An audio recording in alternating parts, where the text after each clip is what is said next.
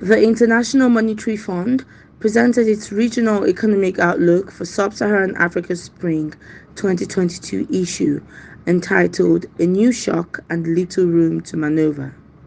Following the presentation, a high level panel shared insights and challenges and opportunities for the region. Issues discussed included the need for food security, tax reserve expansion, the need for increasing the country's reserve, and the need for protecting investment, health, and education, amongst others. Part of this recovery of 2021 was already expected because 2020 was a year of contraction. And in fact, quarter 2 and 3 of 2020, deep contractions. So we were expecting, simply from a statistical point of view, a rebound in economic activity. But then the story started to change a little bit, going into Q4 and Q1, just last week, the data came out. It's broadening. There is a positive story happening, perhaps by the regular Nigerians trying to make their living despite the difficulties. And it's an informal social safety net in many ways. So I think I would pay attention to that because that is a testament of the huge potential that if conditions improve, then a growth can be unleashed at much higher rates and not necessarily led by the oil sector, which is the beauty of this story because oil is actually negatively contributing to the past 2 quarters. We are an oil producing economy. The price of crude oil is up, then our revenue is going down. So we're literally bleeding as a result of the price of crude oil going up, which is the opposite of what you should be getting, essentially because one, we have the inefficient petrol subsidy, 2, the incentive for smugglers, not even smugglers, people who steal our crude oil has just gone up. The contradiction that I see, which is very painful for me personally, is the way we are handling tax matters in terms of the eligibility to contest for election, which is the opposite of what you find everywhere else in the world. Once you want to hold an office, first there's a need for moral rights and moral qualification to preside over taxpayers' money. Unfortunately, what the system is doing is tax authorities are saying, well, if you haven't paid taxes before, you can just pay us a nominal amount, which they publish the rate in some of the states.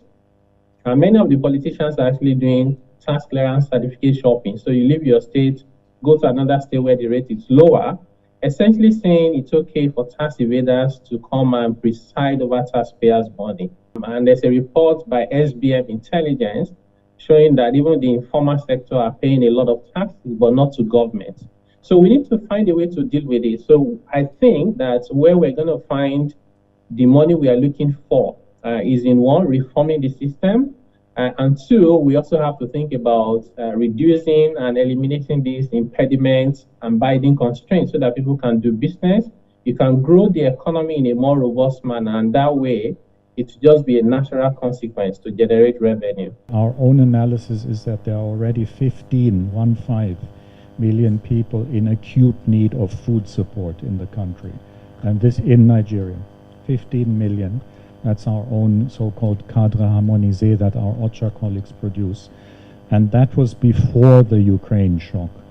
The prognosis right now is that this may rise to 19.5 million. So again, these are people, there's a lot more people food insecure. Basically all the 80 million who live below the poverty line in Nigeria are food insecure.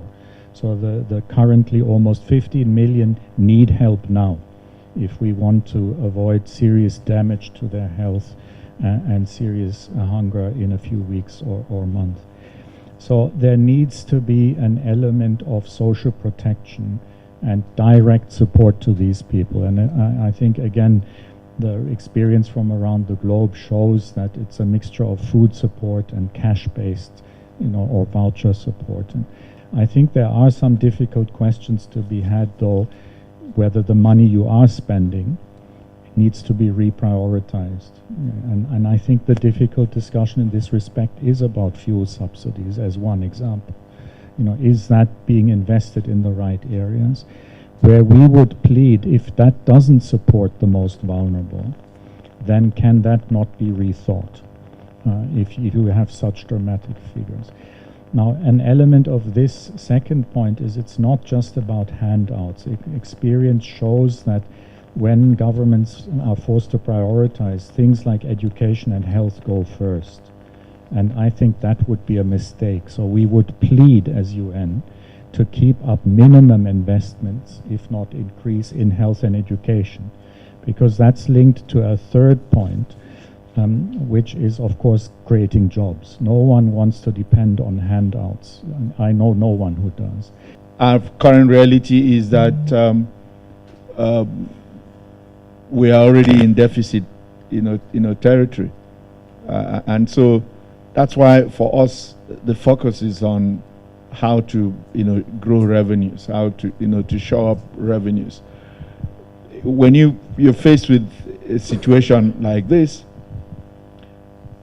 ordinarily cutting expenditures will be one of your policy options. Our public expenditure to GDP ratio is also among the lowest, globally, and that's positively correlated to our revenue to GDP ratio. So we are not in a position where government is spending too much. We're actually in a situation where government is not spending nearly enough.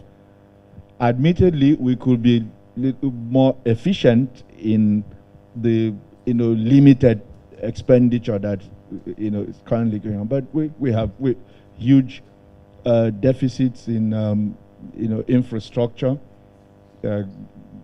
major shortfalls in delivery of public goods and services, especially social services. So really, for us, there's no alternative to growing revenues. So if you ask what are our policy choices, number one, grow revenues. Number two, grow revenues. Number three, grow revenues.